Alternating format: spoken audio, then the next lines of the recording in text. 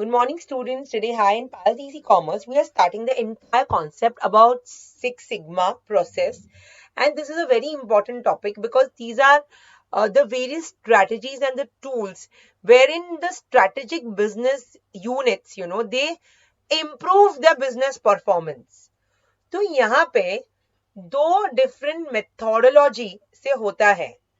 पहला DMAIC क्या होता है and or the IDVO. Okay, ये क्या होएगा? I will explain you over a period of time. लेकिन you have to understand that there is two ways. There is improvements that can be made wherein the operations is going to become more better. So there is a design for Six Sigma, improvement, DMIC, and management or the process what is there. So Six Sigma, it is it's like seeks, मतलब क्या मिलता है इससे? I can improve the quality of process outputs by identifying and removing the causes of defects or errors and minimizing variability in manufacturing and business processes. तो जहां पे भी मेरा कुछ ना कुछ issue है, तो वो I can easily remove it. Are you understanding? मैं easily वो solve कर पाऊंगी. तो पहला है problem solving area. Problem solving area जो है ना, वो I can do it in various ways. मतलब problem solving area I have to take in different ways. What is my problem solving area in? Problem solving area I am going to decide in DMIC. मतलब definition क्या है, measure क्या है, analyze क्या है और improve कैसे करना है. तो वो मेरा प्रॉब्लम सॉल्विंग एरिया है. Remember we did the previous slide, there was DMIC. So DMIC का फुल फॉर्म में किसमें I will be applying it? In the first one, problem solving approach. So कौन से एरियाज में है?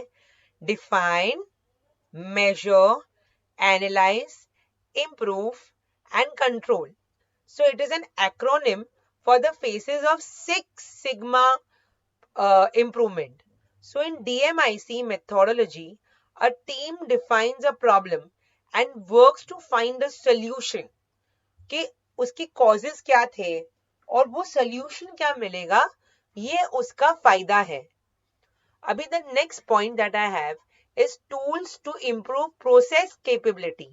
So when I'm talking about tools to improve process capabilities, I have is कौन सी चीजें से मेरा there are histograms, there are Pareto analysis, there is process control, there is correlation, there is benchmarking. Are you understanding? ये सब चीजों से मेरा improvement हो पाएगा. Are you understanding? उसके बाद I have is customer focus. So the targets are set keeping in mind the requirements of the customers. So in delivering critical value, they have to accomplish near perfect process capabilities and go for Six Sigma. Uske baad I have is based on factual data.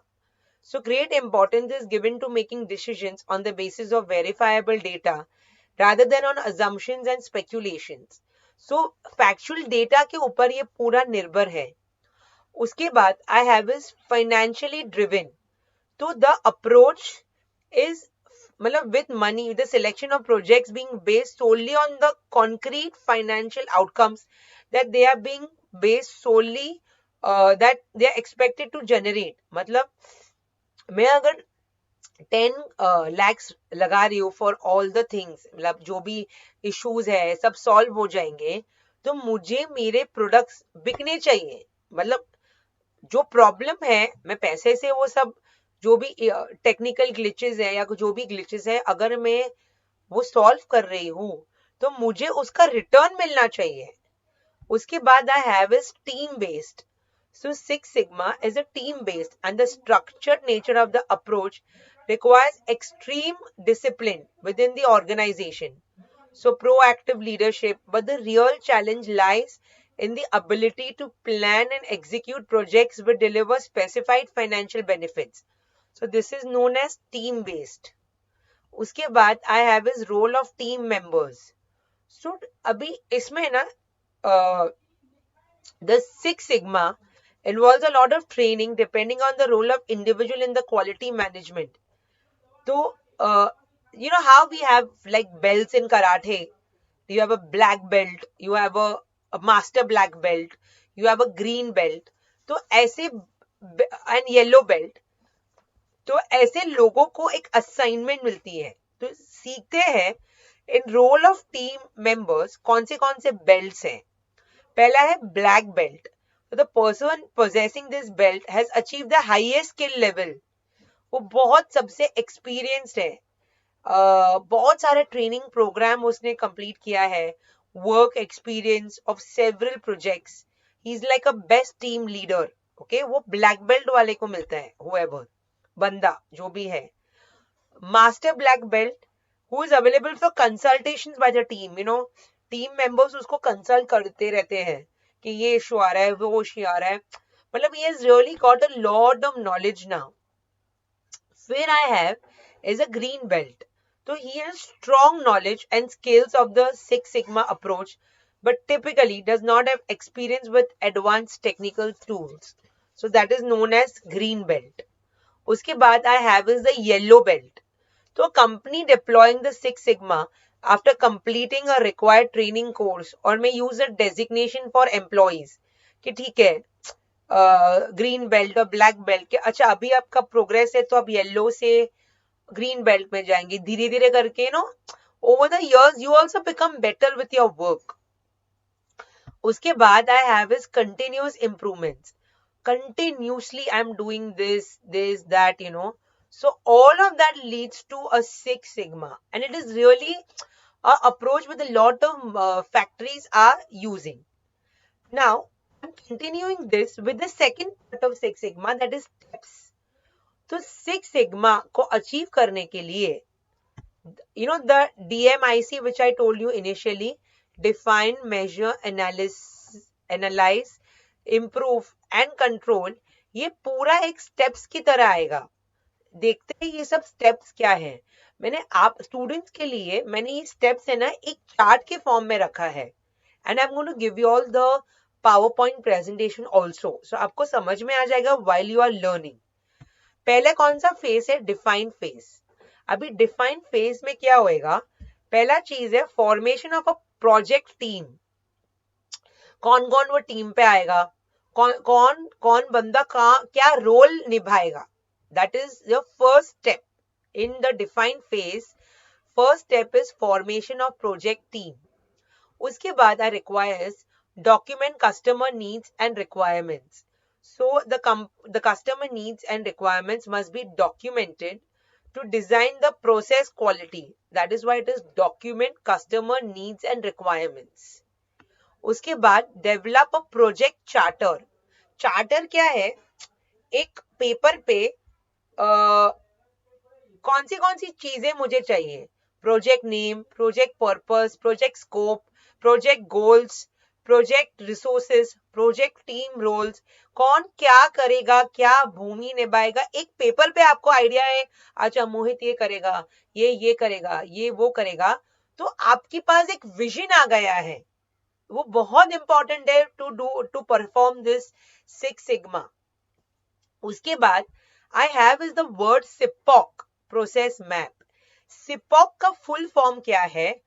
Suppliers, input, process, output और customers. Suppliers, input, process, output और customers. तो ये पूरा जो मेरे define phase में ना मैंने एक एलिमेंट किया है कि ये सब चीजें हैं, इससे मुझे ये अचीव करना है, ये मैंने एक लिख दिया है चार्टर पे. अभी लिख के अभी वो ही डायरेक्शन में मेरा गोल सेट हो गया है and I am started to work. उसके बाद मेरा मेजरमेंट फेज है. तो डेटा कलेक्ट हो रही है. प्लान जो है, the data plan mainly indicates the type of data required, sources of data, current processes जो इंप्रूव करने के लिए ये सब चीजें मुझे चेंज करना है, वो पूरा मुझे डेटा कलेक्शन से मिल गया. उसके बाद I have is data analysis. So the collected data is analysed and sigma is calculated. This gives approximate number of defects. तो क्या डिफेक्ट्स है, या ये हुआ या ये हुआ. उसके बाद I have is FMEA, failure mode and effects analysis. So they aim at preventing defects. The FMEA process includes rating possible defects or failures. Higher the level of defect, the more is the need for those measures. तो पहले मैंने क्या किया, define, उसके बाद उसका major. इसमें FMEA mode में क्या है, अगर डिफेक्ट्स होंगे तो यही मतलब प्रिकॉशन हो जाएगा, यही स्टेज पे वो प्रिवेंट हो जाएगा. बिकॉज जितने ज्यादा डिफेक्ट्स मिलेंगे उतना ज्यादा ये पूरा प्रोजेक्ट फेलियर बन जाएगा. तो मुझे यही लेवल पे वो, अगर पता है कि खराबी सीड है, वो बीज ही खराब है, तो अभी से ही निकाल दो. समझ में आ रहा है. तो ये फेज, नेक्स्ट फेज में जाने के से पहले ये फेज बहुत इंपॉर्टेंट है. उसके बाद I have is the analyse phase. तो जो डिफेक्ट्स है, मेजर है, तो ये अभी एनालाइज करना है. पहला है सोर्स एनालिसिस. सोर्स एनालिसिस में it aims at finding out the root cause of the problem, और जड़ से मुझे जो प्रॉब्लम है उसको निकालना है. उसके बाद कौन से एरियाज में हाईएस्ट डिफेक्ट हुआ है, हाईएस्ट उसका नेगेटिव साइड हुआ है, वो है प्रोसेस एनालिसिस. उसके बाद we have is data analysis, patterns, tendencies and other factors about the problem that either suggest or prove or disapprove possible causes of the problems. And then you have this data analysis. कि ये क्या हुआ, data collect हुआ, वो pattern या tendencies, मतलब वो regression हुआ, कोरिलेशन हुआ, नहीं अभी बराबर जा रहा है, नहीं ये बराबर नहीं गया, तो इतना इतना आपको इसके ऊपर एम्फेसिस लगाना ही पड़ेगा. उसके बाद I have is resource analysis. So there is a need to ensure that employees are properly trained. अगर ट्रेनिंग inadequate है तो डिफेक्ट ज्यादा बढ़ेगा. रॉ मटेरियल्स कमी है तो वो आउटपुट नहीं आ पाएगा, तो उसको बोलते हैं रिसोर्स एनालिसिस. उसके बाद I have is communication analysis. The poor communication may be with the internal customers और with the external customers. So this comes under communication analysis. Are you understanding? उसके बाद I have is improve phase. Improve phase में I have is identify potential solutions. तो improve phase में क्या होता है कि company has the idea generating कि यस ये सॉल्यूशन से पूरा रूट कॉज जड़ से निकल जाएगा. उसके बाद सॉल्यूशन इवैल्यूएशन क्राइटेरिया. तो they evaluate the solutions against the evaluation criteria कि हाँ बराबर है, जो ऐसा कर रहे हो एकदम सही डायरेक्शन में है. फिर अगर मैं 10 लाख खर्च रही हूँ, मुझे पता है कि मुझे उसके अगेंस्ट 30 लाख मिलने ही वाला है, तो ये फीजिबल ऑप्शन है.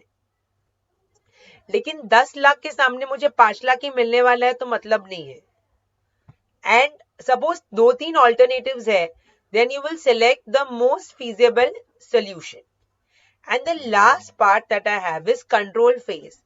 पहला उसमें है is quality control. So quality control में क्या आता है, heart of the six sigma, perfection. मुझे परफेक्ट चाहिए, मुझे इतना भी थोड़ा इधर 19-20 नहीं चलेगा. जितना परफेक्ट है ना उतना डिविएशन नहीं आएगा. The quality is under examining. फिर I have standardisation.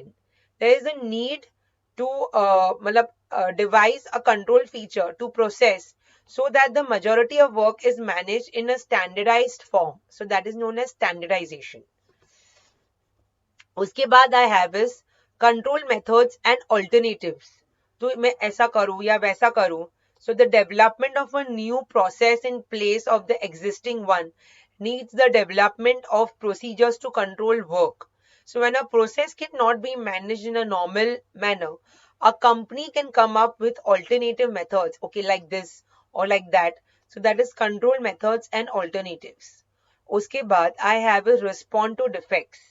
So they should be monitored properly so that the defects can be identified and fixed before the call. So jo bhi defects dikh raha hai, that you have to keep in mind while you're doing it. So I hope students, this entire thing, I've taken it from various online things and I have made it in my way. This is not there in any books. I hope with the way I have taught now, the concept of Six Sigma, which is very, very important, has become very easy. Thank you, students. And I hope, and also I've taken the crux from online sites, Manan Prakashan and Vipul Prakashan. Thank you, students.